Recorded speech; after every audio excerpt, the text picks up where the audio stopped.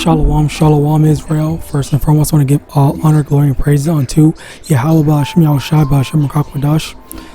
Shalom to my YAHAWAH who are diligently waiting to be delivered from this final captivity. This is Brother Kawakau coming at you with another lesson. This is going to be a quick little follow-up because there was some more, and the beauty about this is that there's so much more that can be added into this. But just now, I just kind of realized another layer that can be added to it that I did not really get to bring out yesterday when I made this video initially. So this is kind of continuing in, but I don't know if I said it before, but the term that I had used when I kind of made this realization was called Biblemen. All right, and when I say Biblemen, it refers to individuals or brothers in this truth that are so familiar with the scriptures that they basically know what the Bible says without even having to actually go in and open the Bible to see exactly, what does it say? Like what does Isaiah 4:1 say? But we don't need to go in it. We only know the proper applications of actually using said information. All right, so I thought that this is a very interesting topic, speaking as from my point of view, as well as goes to show the importance of us making wisdom and knowledge, making this wisdom and knowledge that is in the Bible, our own. Okay, making it a part of us and fully, having that comprehension and understanding of what the Bible actually is. And not only what it is, but also just being able to assimilate that information into our everyday mindsets. Okay, so now, once again, going a bit back to what I previously stated, I brought out Amos 8 verse 11. Behold, the days come, saith the Lord Yahweh, that will send a famine in the land, not a famine of bread, nor a thirst for water, but of hearing the words of the Lord. And this was the thing. Initially, or Slacky 9 initially, but basically it's gonna happen. Well, not necessarily. I'm not too sure about this.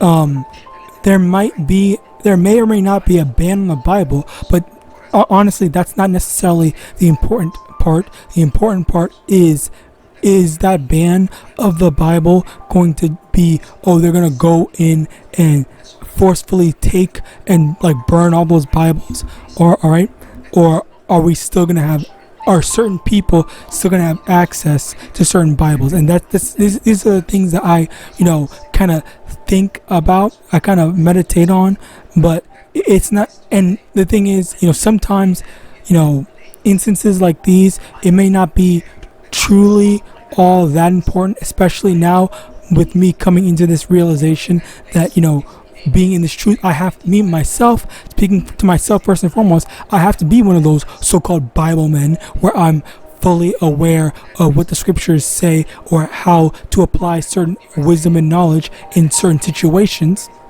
So for me, I wouldn't, even if I were to lose my Bibles, okay, or even lose access to the Bible apps or Bible websites like this website, okay, because hell, this would actually be a problem where if they actually deleted this entire website of all these different Bible websites, and that would genuinely be an issue. That would genuinely be a problem, okay, in terms of people who don't readily know what the scriptures are, okay. But at the same time, that's also a very plausible outcome. Aside from that, I don't know if they would realistically be able to go to every person's house and just take and burn all the Bibles. I don't think that's very realistic. Okay, so as a result of that, I do imagine that some people would be able to keep the physical copies of the Bible, but regardless of that, the main point, the main issue is, do we know the Bible enough to know when to, if the Bible said, oh, at the sign, the first sign of the first intersection, turn left.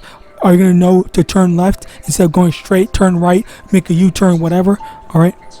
This is the application and the assimilation of that said wisdom and knowledge. Okay. This is how we are make use of that information, and that's why doing lessons, constantly reading, like this is the utility of it. I read in the thing. I'm not gonna go back and just redo the whole lesson because I want to get out in these new stuff.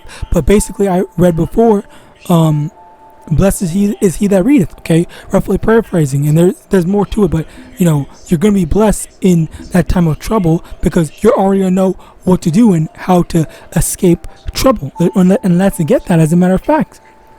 Proverbs chapter 22 verse 3. A prudent man foreseeth the evil and hideth himself, but the simple pass on and are punished. Okay, so when you are prudent, let's see what the definition of the word prudent is.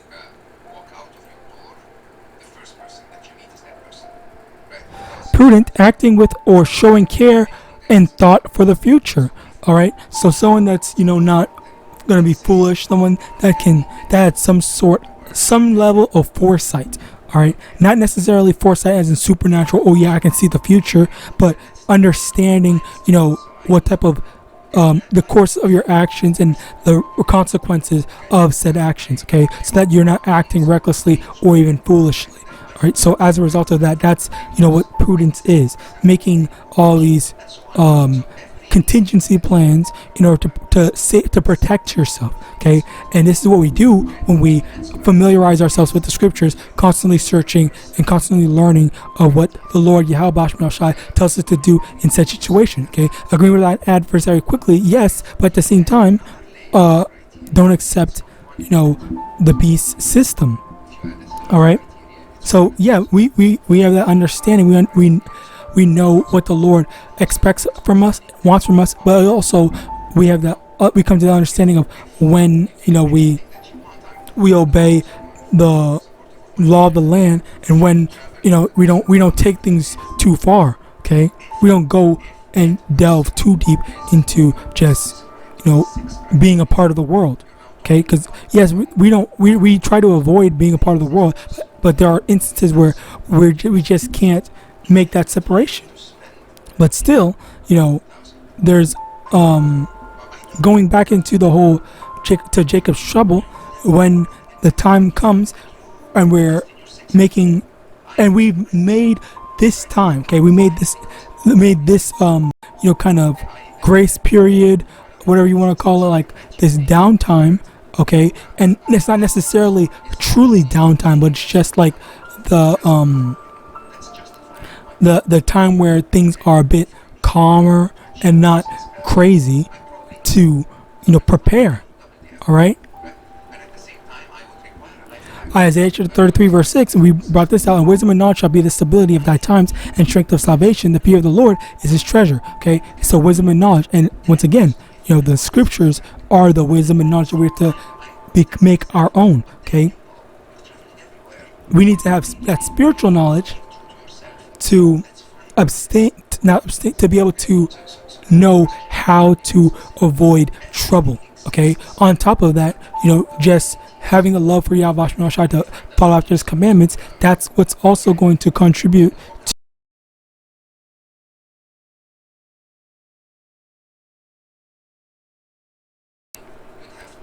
because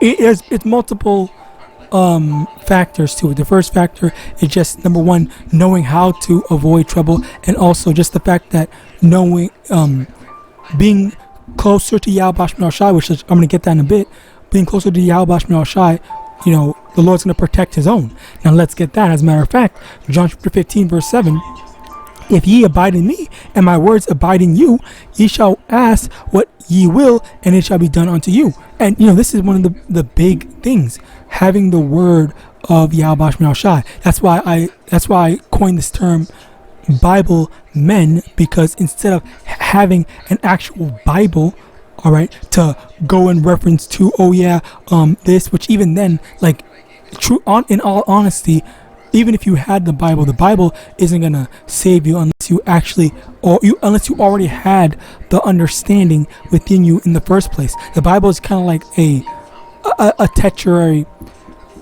tool, all right. It's not even truly the tool unless you already had the understanding and the knowledge on what says what where for you to reference to, okay? Which even then, if you know where to look, all right, you would already know what the scriptures say, all right? So then, even then, you just at the end of the day wouldn't even need the scriptures to begin with, okay? And honestly, that's the spirit that the Lord, which I didn't even think about that. All right, like this is some stuff that I only thought about within the last few days. Okay, out of my whole time, all these videos I've been doing.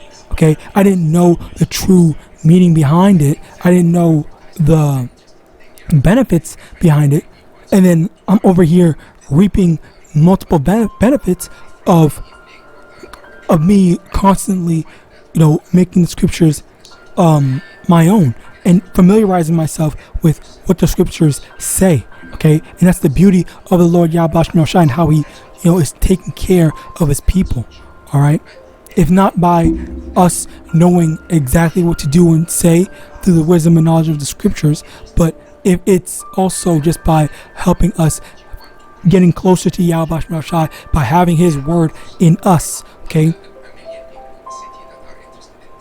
As it says in John 15:7, ye abide in me, my words abide in you. The word of the Lord, YAHAWAH are going to abide in us. So, when we need it, let me actually get that, as a matter of fact.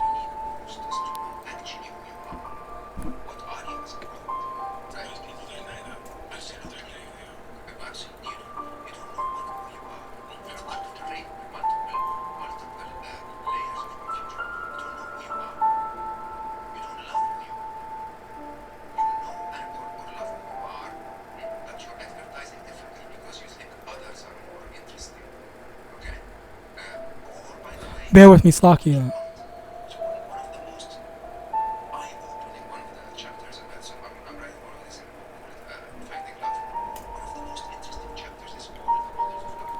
Matthew chapter 10 verse 19, but when they deliver you up, take no thought how or what ye shall speak, for it shall be given you in that same hour what ye shall speak. And this is another aspect to it, okay? Having that wisdom and knowledge, okay?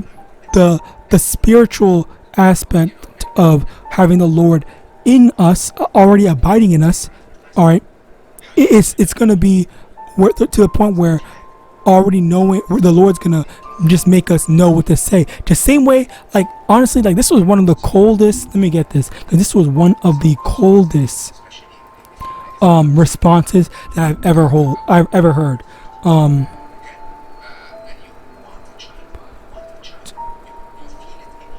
Bear with me.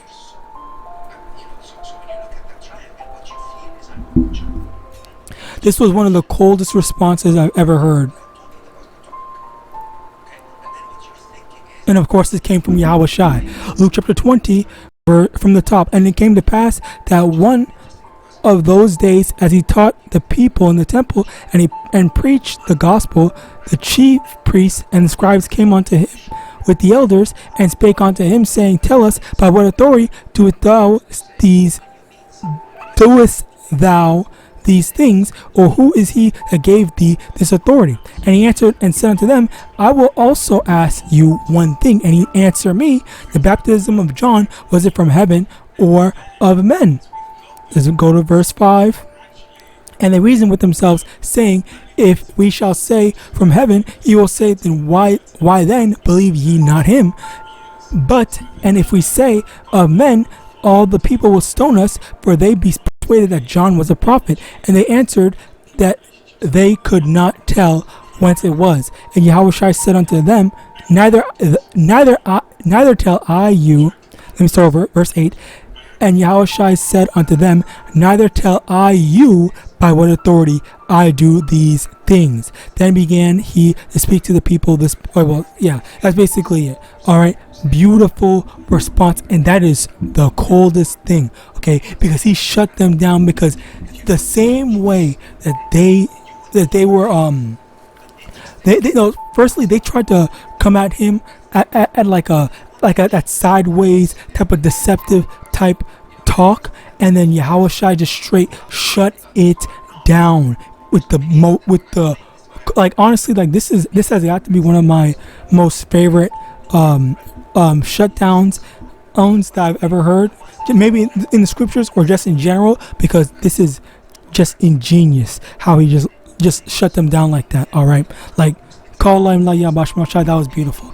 All right, he literally just showed how they didn't believe the baptism of John, and then they're asking him, oh, by what authority this, oh, what power, blah blah. But then he said, oh, well, literally the same thing for you. Like, if you don't want to answer, if you can't answer, then I'm not even gonna bother answering you, because the thing is, you can't even answer my questions, so why am I gonna waste my time answering your questions? All right, like that's the beauty of it. Call all right. So yeah, like this, there are gonna come a times when the Lord's gonna put the perfect thing to say in us, okay, when the time comes. But the thing is that we can't premeditate it, okay? It's not like, oh, you have to memorize song to do a performance or anything like that. No, okay? Or think about your whole freestyle line and whatnot. It's just simply that when the right time comes, and you have to talk to anyone or whoever, okay, during Jacob's trouble, the Lord is gonna put the right word in. But the thing is, the Lord has to be dwelling in you. He always has to reside in you prior to you being able to get the right thing to say. All right. And yeah, so I'm definitely looking for, me personally speaking as a man, it's just a personal thing. I definitely have trouble not being able to plan ahead. I always like to plan ahead, but this makes me more calm, because now with this growing faith inside me, I've been able to be more willing, as well as capable of doing things free flow, okay, not necessarily mechanical, but free flowing. All right, so call for that. Also, Isaiah chapter 4 verse 1, and in that day 7 women shall take hold of one man, saying, we will eat our own bread and wear our own apparel, only lest be called by thy name to take away our reproach. Okay, this is another thing to make note of, is just that during that time of trouble, even the women will be able to acknowledge that, like all the trouble, all the hardship that's about to be imminent, going to be very apparent. It's only the only way we're going to be able to be saved or be protected is through a man of the Lord, a man of understanding. Okay, and the thing is that people, they do know, most people already acknowledge the power that men of the Lord have, but the thing is that they choose to ignore it. All right, because they want to live in that carnal, temporary lifestyle. They love presiding in the death style. All right, and as a result of that, it's when they want to preserve their life. That's when they want to. That's when they're going to seek the Lord. Okay, and that's when honestly, men of the Lord, we're gonna be needing to stay away from these women, because they're opportunists. They're opportunists. Okay, they're opportunists seeking to only want to be with you just to take after your resources.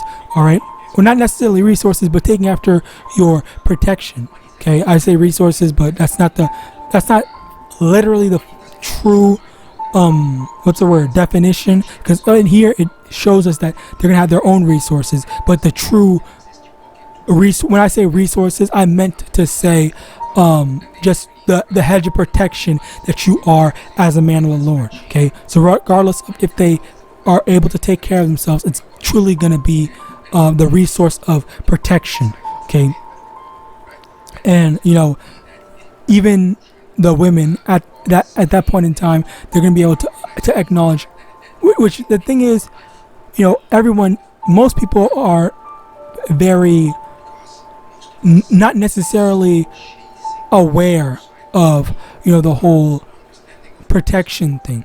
All right, so as a result of them not being aware, not necessarily aware, but spirituality, they only know the baseline of, okay, well, I don't understand it myself, but I know this person understands it. Okay, and oftentimes in times of trouble, in fearful times, whenever there's danger out and about, what a woman will do 9 times out of 10, okay, or 9.9 times out of 10, is look to a man for protection. Okay, so as a result of that, that is, it's going to be taken a step further, and women are going to be looking to men of the Lord. Okay, because they know that things, and that's another thing. The terms of the understanding of the hardship is going to be something catastrophe of biblical proportions. People are going to be able to recognize this is a biblical ass whooping. Okay, that's going to be out and about. So that's when they're going to be seeking the men of the Lord for that biblical protection. All right. So that's basically it. At the end of the day, everyone is going to be seeking the understanding from the scriptures. But the thing is, it is only for the quote-unquote Bible men or the men of the Lord, okay, that's going to truly have that protection, because,